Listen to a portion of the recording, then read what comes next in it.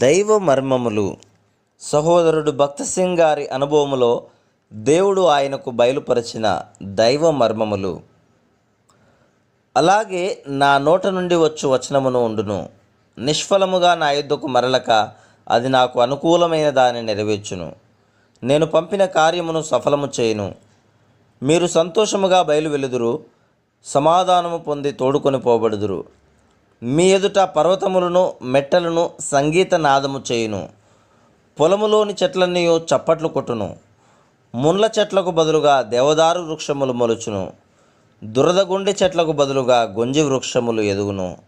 అది యెహోవాకు ఖ్యాతిగాను ఆయనకు కొట్టివేయబడని నిత్యమైన జ్ఞాపక సూచనగాను ఉండును. యెషయా గ్రంథము 55వ అధ్యాయము 10-13 వచనములు. 29వ శిఖరము. నా నోట నుండి వచ్చు వచనము నిష్ఫలముగా నా యుద్ధకు మరలక. 11వ వచనం. మనలో ఎవరితోనైనా దేవుడు ఏదైనా మాట్లాడిన ఎడల అది ఒక దినమున నెరవేరి తీరును. విశ్వాసముతో నీవు దేవుని వాక్యమును అంగీకరించినచో నెరవేరుటకు అనేక సంవత్సరములు పట్టినను అది ఫలించు దినము ఒకటి వచ్చును.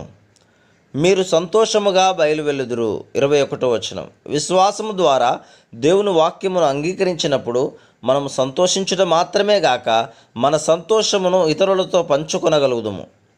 మనం అంగీకరించిన వాక్యమును బట్టి సంతోషముతో బయలువెల్లుదుము. కృంగిపోయిన నిరాశ చెందిన వారి యొద్దకు అదే వాక్యమును తీసుకొని పోయి వారితో, నేను నిరాశ చెందినప్పుడు ఈ వాక్యమందలి కొద్ది మాటలు నన్ను ధైర్యపరిచెనని చెప్పుదుము. ఆ రీతిగా మనమెక్కడికి వెళ్ళినను దేవుడు అనుగ్రహించిన ఈ సంతోషమును ఇతరులకు వ్యాపింపజేయుదుము. అప్పుడు ఇంకా ఎక్కువ ఆత్మలు ప్రభువు యొద్దకు తేబడును. మున్ల చెట్లకు బదులుగా దేవదారు వృక్షములు మొలుచును. దురదగొండి చెట్లకు బదులుగా గొంజి వృక్షములు ఎదుగును. 13వ వచనం. ఆత్మీయముగా మనము కూడా తలంపులయందు, మాటలయందు, క్రియలయందు ముండ్ల పొదలతోనూ గచ్చ పొదలతోనూ నిండి ఉంటిమి. మనకు మనమే నష్టమును కీడును కలిగించుకొనుచు ఉంటిమి.